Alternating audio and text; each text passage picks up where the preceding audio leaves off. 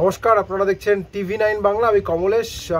ভালো খবর সত্যিই নেই এই মুহূর্তে হট সিটে বাংলা, কারণ উত্তর পশ্চিম দিক থেকে শুকনো হাওয়া আসছে। বঙ্গোপসাগর থেকে জলীয় বাষ্প ঢোকার যে প্রসেসটা চলছিল সেটা প্রায় বন্ধ হয়ে গেছে। দক্ষিণবঙ্গে বৃষ্টির সম্ভাবনা খুবই ক্ষীণ। উত্তরবঙ্গে তাও একটু আধটু বৃষ্টি হতে পারে, কিন্তু দক্ষিণবঙ্গে বৃষ্টির আশা খুব খুব খুব কম। কোথাও বিক্ষিপ্তভাবে দুফোঁটা বৃষ্টি পড়তে পারে, তাতে এই গরমের দাপট একটুও কমবে না, বরং কাল থেকে তাপপ্রবাহের সতর্কবার্তা, অর্থাৎ সর্বোচ্চ তাপমাত্রা স্বাভাবিকের 5 ডিগ্রি ওপরে উঠে যাবে। এমনিতেই এটা এপ্রিল মাসের আমরা সেকেন্ড হাফে ঢুকে পড়েছি, ফলে সর্বোচ্চ তাপমাত্রাটা মানে স্বাভাবিক তাপমাত্রাটাই একটু বেড়েছে।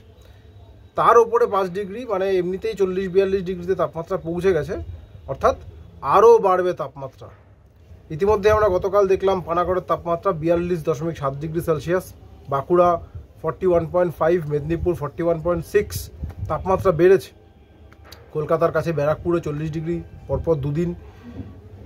আগামী দিনের পূর্বাভাস এটাই যে বাঁকুড়ার তাপমাত্রা বা পশ্চিমাঞ্চলের অনেক জায়গার তাপমাত্রায় 43 ডিগ্রি ছুঁয়ে ফেলতে পারে, এবং কলকাতা, দমদম মানে উপকূল লাগোয়া যে অঞ্চলগুলো রয়েছে সেখানেও 40 ডিগ্রির গরম হয়তো হয়েই যাবে। মানে এই যেভাবে গরমের ফেজটা শুরু হয়েছে এবং বৃষ্টি বাদলা খুব একটা দেখা যাচ্ছে না, এবং গরম ধাপে ধাপে তাপমাত্রা বাড়ার যে পূর্বাভাস, তাতে কলকাতা 40 ডিগ্রি ছুঁয়ে ফেলতে পারে এই পূর্বাভাস আবহাওয়া দপ্তর দিচ্ছে। দমদমে হয়তো 41 ডিগ্রি গরমও দমদমবাসীকে সহ্য করতে হবে।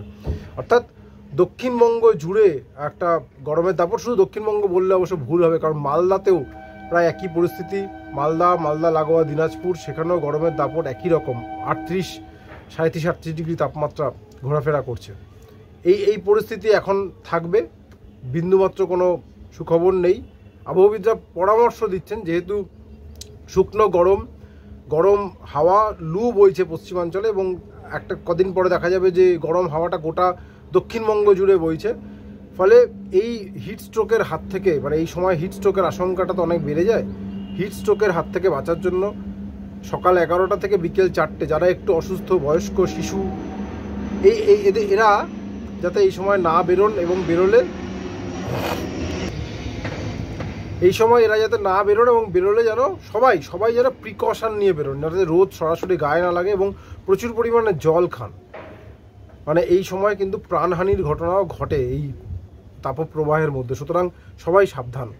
বর্ষা নিয়ে ভালো খবর শুনিয়েছে মৌসুম ভবন। দেশে এবার ভালো বৃষ্টি, অর্থাৎ জুন থেকে সেপ্টেম্বর 4 মাস এই সময়টাতে স্বাভাবিক যা বৃষ্টি হয় তার থেকে 6% বেশি বৃষ্টির একটা পূর্বাভাস দেওয়া হয়েছে।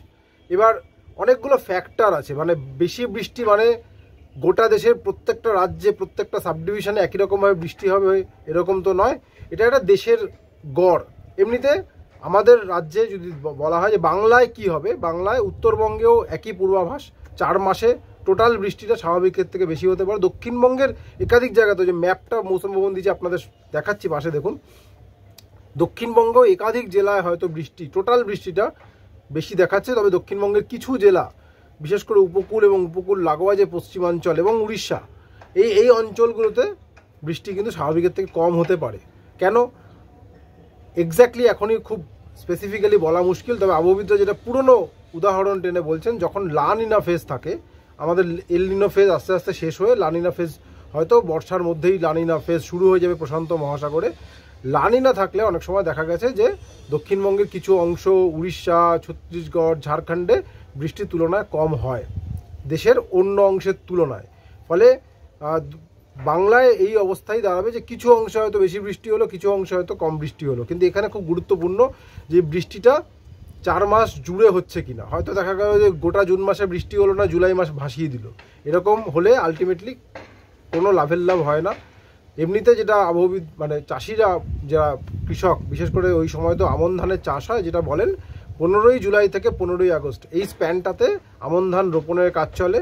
ফলে এই সময়টাতে জল খুব জরুরি।